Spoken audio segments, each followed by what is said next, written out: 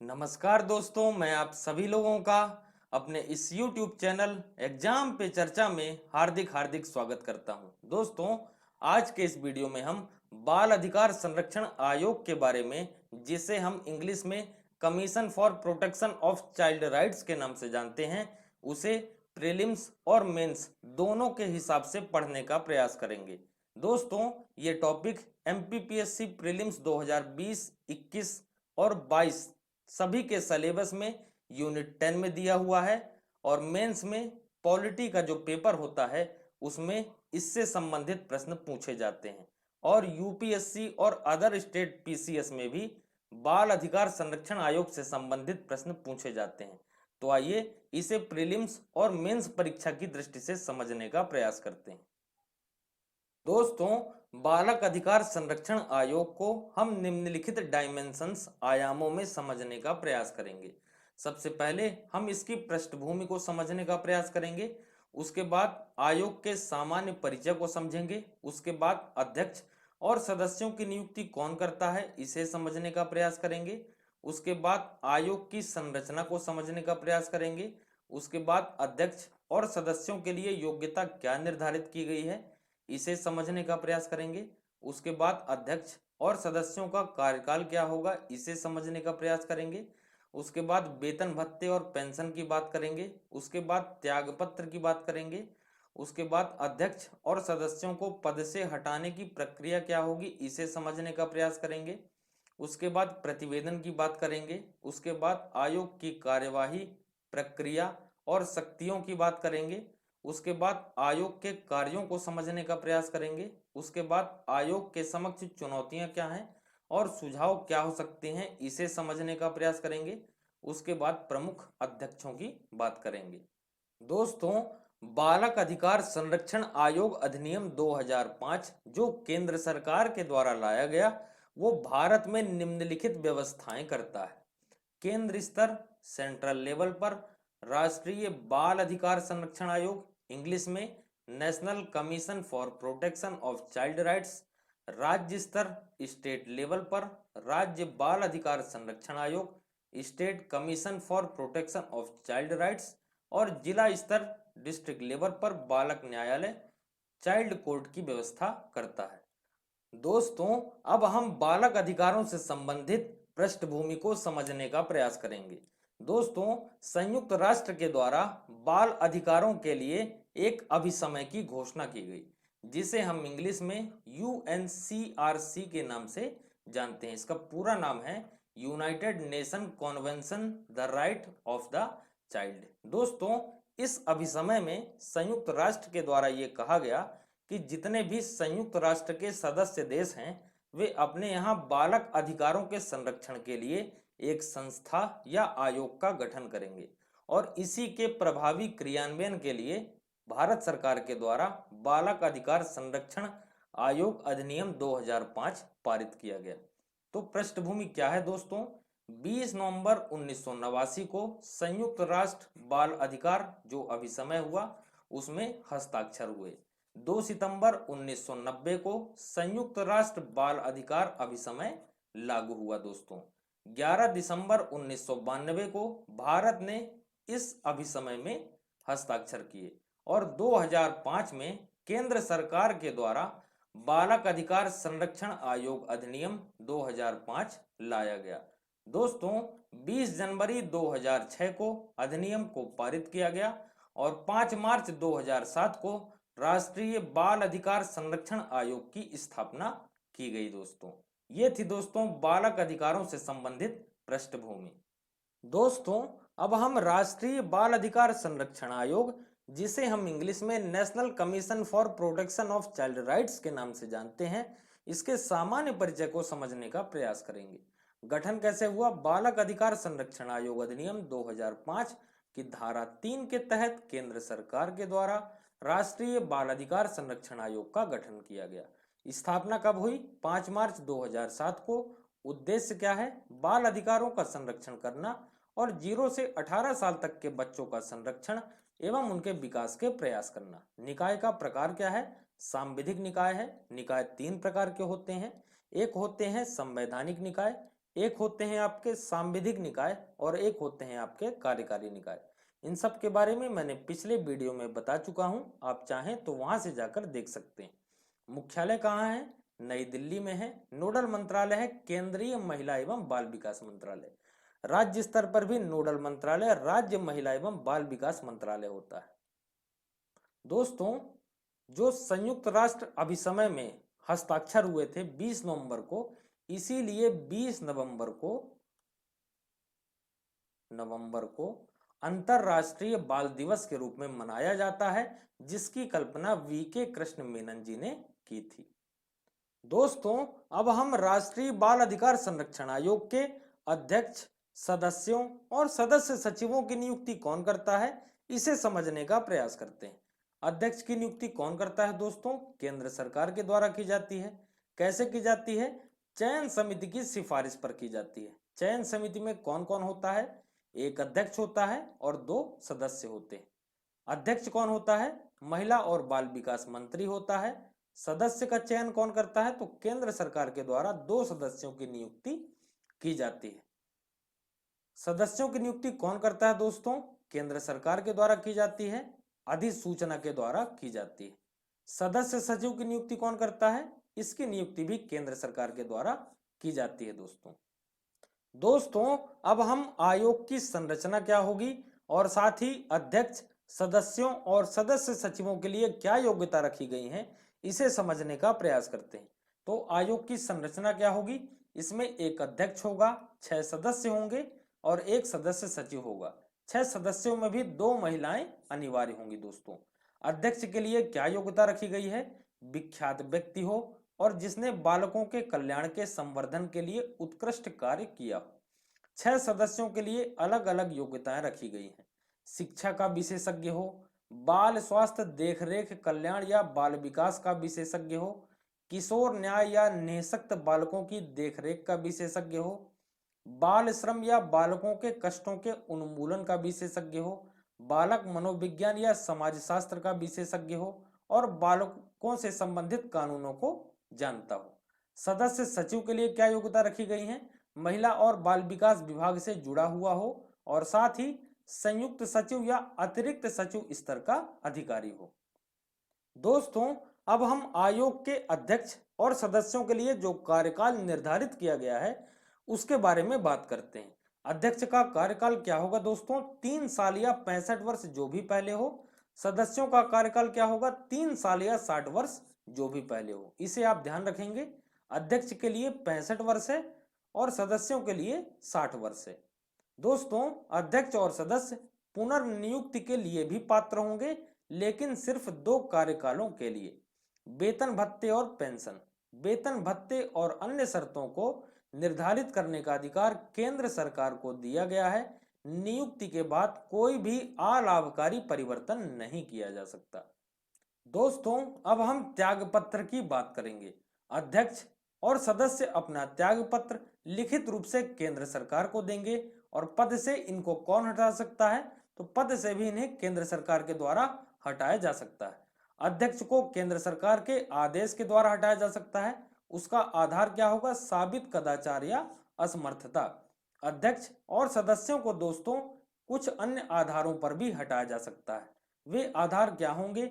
दिवालिया हो जाने पर, मानसिक या शारीरिक रूप से विकृत चित्त हो जाने पर, कार्य करने को इनकार करता है या असमर्थ हो जाता है, किसी अपराध के लिए दोषी ठहराया गया हो, कार्य करने में असमर्थ हो, पदावधि के दौरान अन्यत्र नियोजन में संलग्न हो गया हो, आयोग की होने वाली बैठकों में लगातार 3 बैठकों में अनुपस्थित रहा हो, अपने पद का ऐसा दुरुपयोग करता है जिससे उसका पद पर बने रहना सार्वजनिक हित के लिए हानिकारक है। इन सभी में से किसी भी एक आधार पर अध्यक्ष और सदस्यों को हटाया जा सकता है। दोस्तों, अध्यक्ष और सदस्यों को पद रिक्त होने पर 90 दिनों के भीतर शेष कार्यकाल के लिए नियुक्ति की जाएगी और अध्यक्ष और सदस्यों को पद से हटाने से पहले उन्हें सुनवाई का पूर्ण अधिकार दिया जाएगा। दोस्तों, अब हम आयोग के प्रतिवेदन की बात करते हैं। आयोग के 2 प्रतिवेदन होंगे, एक होगा विशेष प्रतिवेदन और एक होगा वार्षिक प्रतिवेदन। ये दोनों प्रतिवेदन आयोग के द्वारा केंद्र सरकार को सौंपे जाएंगे और केंद्र सरकार संसद के दोनों सदनों, लोकसभा और राज्यसभा दोनों सदनों के पटल पर रखते हैं। यही काम राज्य स्तर पर भी होता है। विशेष प्रतिवेदन और वार्षिक प्रतिवेदन राज्य सरकार को सौंपे जाते हैं और राज्य सरकार प्रतिवेदन को राज्य विधानमंडल के दोनों सदनों के पटल पर रखते हैं। दोस्तों, अब हम आयोग की प्रक्रिया की बात करते हैं। आयोग का कार्यालय में अधिवेशन होगा। वह ऐसे समय और स्थान पर किया जाएगा जो अध्यक्ष ठीक समझे। आयोग अपनी प्रक्रिया केंद्र सरकार के सहयोग से स्वयं विनियमित करेगा। 2 अधिवेशनों के मध्य 3 महीने से ज्यादा का समय नहीं होना चाहिए। आयोग के सभी निर्णय बहुमत के माध्यम से लिए जाएंगे। शुरुआत में जो अध्यक्ष है वो मत नहीं देगा, लेकिन अगर मत बराबर हो जाता है तो अध्यक्ष अपना निर्णायक मत देगा और अध्यक्ष की अनुपस्थिति में जो पीठासीन अधिकारी होगा वो निर्णायक मत देगा। आयोग की कार्य प्रक्रिया में गणपूर्ति क्या होगी, इसे आयोग के द्वारा केंद्र सरकार से मिलकर तय किया जाएगा।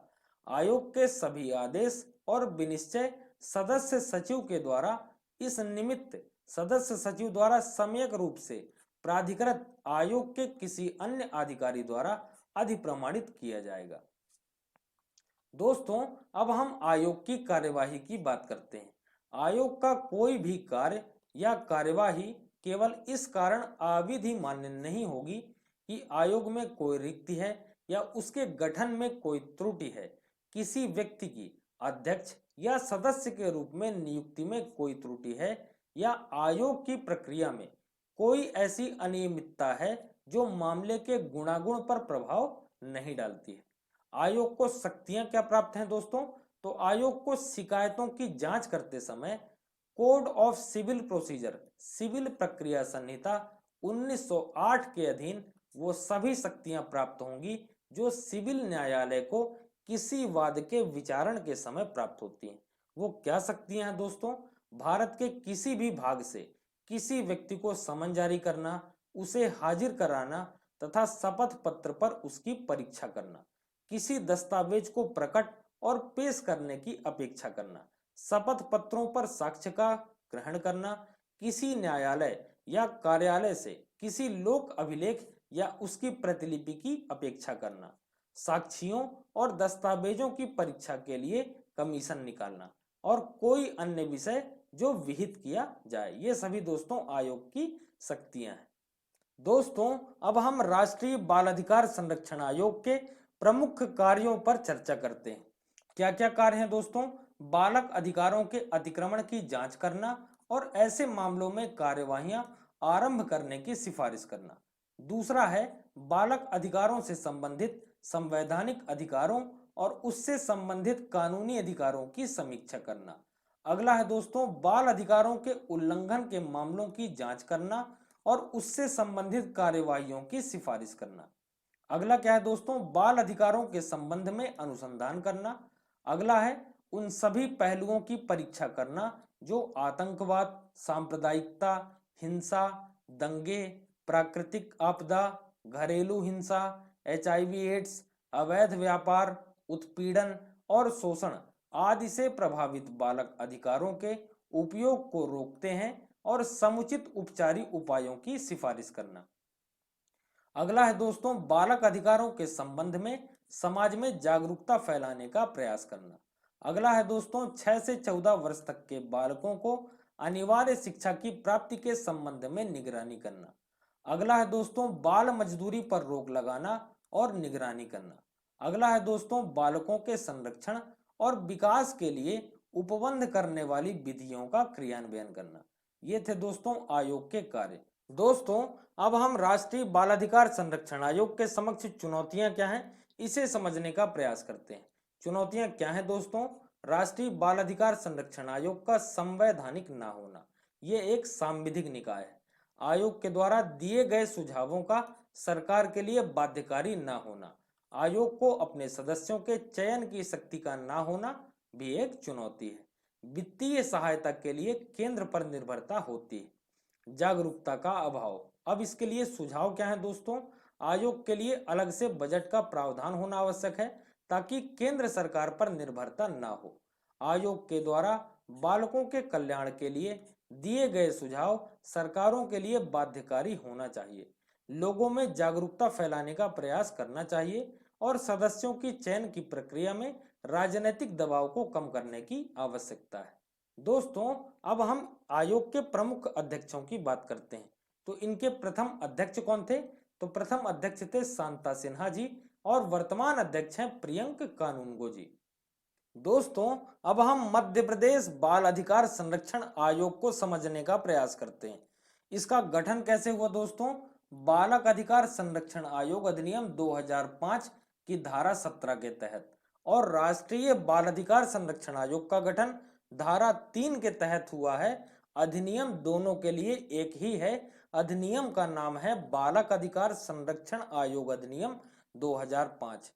अंतर केवल यह है कि राष्ट्रीय बाल अधिकार संरक्षण आयोग का जो गठन है वो केंद्र सरकार के द्वारा किया जाता है और राज्य स्तर पर राज्य सरकार के द्वारा किया जाता है।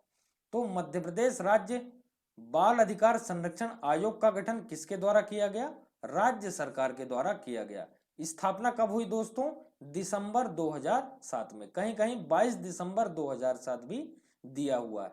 उद्देश्य क्या है? बाल अधिकारों का संरक्षण करना और 0 से 18 साल तक के बच्चों का संरक्षण और उनके विकास के प्रयास करना। सभी चीजें दोस्तों केंद्र से ही मिलती जुलती हैं, कोई विशेष अंतर नहीं है। निकाय का प्रकार वही होगा, सांविधिक निकाय, क्योंकि अधिनियम दोनों का सेम ही है। मुख्यालय है इसका भोपाल में और नोडल मंत्रालय है राज्य महिला एवं बाल विकास मंत्रालय। और राष्ट्रीय बाल अधिकार संरक्षण आयोग में नोडल मंत्रालय केंद्र स्तर का महिला एवं बाल विकास मंत्रालय होता है। इसके वर्तमान अध्यक्ष कौन है दोस्तों? तो इसके वर्तमान अध्यक्ष हैं डॉक्टर राघवेंद्र शर्मा जी। डॉक्टर राघवेंद्र शर्मा जी इसके वर्तमान में अध्यक्ष हैं। दोस्तों, अब हम मध्य प्रदेश बाल अधिकार संरक्षण आयोग से संबंधित कुछ अन्य तथ्यों को समझने का प्रयास करते हैं। लगभग सभी चीजें राष्ट्रीय बाल अधिकार संरक्षण आयोग की तरह ही हैं, केवल राज्य सरकार हो जाएगा जहां जहां केंद्र सरकार था। संरचना क्या होगी दोस्तों? सेम है। एक अध्यक्ष होगा, 6 सदस्य होगा और एक सदस्य सचिव होगा। नियुक्ति कौन करेगा? अध्यक्ष। और सदस्यों की नियुक्ति राज्य सरकार के द्वारा की जाएगी, वहां पर केंद्र सरकार के द्वारा की जाती थी। सेवा शर्तें, अध्यक्ष और सदस्य दोनों की सेवा शर्तों का निर्धारण राज्य सरकार के द्वारा किया जाएगा। राष्ट्रीय बाल अधिकार संरक्षण आयोग में ये केंद्र सरकार के द्वारा किया जाता था। त्याग पत्र किसको देंगे? अध्यक्ष और सदस्य अपना त्याग पत्र लिखित रूप में राज्य सरकार को देंगे। प्रतिवेदन राज्य सरकार को देंगे। राज्य सरकार प्रतिवेदन को राज्य विधानमंडल के दोनों सदनों के समक्ष रखवाएगी।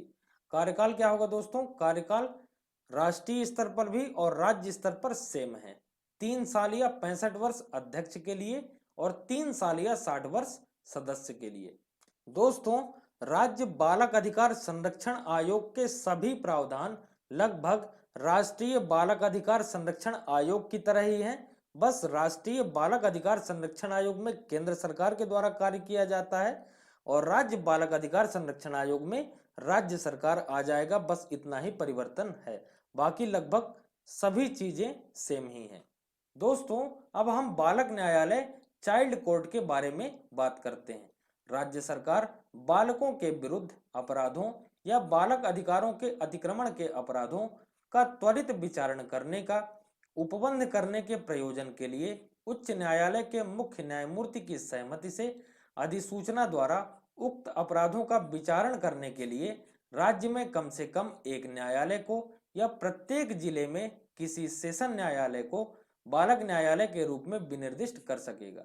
एक और इम्पोर्टेंट चीज है दोस्तों, जो हमारा कैग होता है, comptroller and auditor general of India जिसे हम कहते हैं, ये राष्ट्रीय बालक अधिकार संरक्षण आयोग की जो लेखों की संपरीक्षा है, इसका कार्य भी कैग के द्वारा किया जाता है। दोस्तों, अब हम बच्चों से संबंधित संवैधानिक प्रावधानों की बात करते हैं। अनुच्छेद 21A क्या कहता है? 6 से 14 वर्ष तक के बच्चों को निःशुल्क व अनिवार्य शिक्षा का प्रावधान किया गया है। इसे 86वां संविधान संशोधन 2002 के द्वारा संविधान में जोड़ा गया। अनुच्छेद 24 क्या कहता है? 14 साल से कम आयु के बच्चों के काम करने पर प्रतिबंध लगाया गया है। अनुच्छेद 39 ई क्या कहता है? राज्य बच्चों का विकास सुनिश्चित करेगा। अनुच्छेद 45 क्या कहता है दोस्तों? राज्य 0 से 6 वर्ष तक के बच्चों का विकास सुनिश्चित करेगा। और अनुच्छेद 51 के क्या कहता है? संरक्षक मतलब माता पिता या इस रूप में कार्य करने वाला कोई भी व्यक्ति 6 से 14 वर्ष तक के बच्चों को शिक्षित करेगा। ये थे दोस्तों बच्चों से संबंधित संवैधानिक प्रावधान। इसके अलावा भी बच्चों से संबंधित हमारे भारत में काफी कानून बनाए गए हैं। दोस्तों आशा करता हूं आप सभी को मेरा ये वीडियो पसंद आया होगा, और अगर पसंद आया हो तो वीडियो को लाइक करें, चैनल को सब्सक्राइब करें और साथ ही साथ बेल आइकन को प्रेस करें ताकि एजुकेशन से जुड़े मेरे सभी वीडियो आप सभी को प्राप्त होते रहें। चैनल की लिंक मैंने डिस्क्रिप्शन बॉक्स में डाल दी है, आप चाहें तो वहां से भी जाकर हमारे चैनल से जुड़ सकते हैं। साथ ही साथ मैंने डिस्क्रिप्शन बॉक्स में पॉलिटी के लेक्चर, हिस्ट्री के लेक्चर और जो आयोग और एमपी जीके की श्रृंखला चल रही है, इन सभी को प्लेलिस्ट में डाल दिया है। आप वहां से जाकर इन सभी वीडियो को देख सकते हैं। और साथ ही साथ आप मेरे टेलीग्राम चैनल से भी जुड़ सकते हैं, जिसमें आपको सभी पीडीएफ आसानी से प्राप्त होती रहेंगी। टेलीग्राम चैनल की लिंक भी मैंने डिस्क्रिप्शन बॉक्स में डाल दी है, आप चाहें तो वहां से भी जाकर हमारे टेलीग्राम चैनल से जुड़ सकते हैं। वीडियो देखने के लिए आपका बहुत बहुत धन्यवाद। जय हिंद, जय भारत।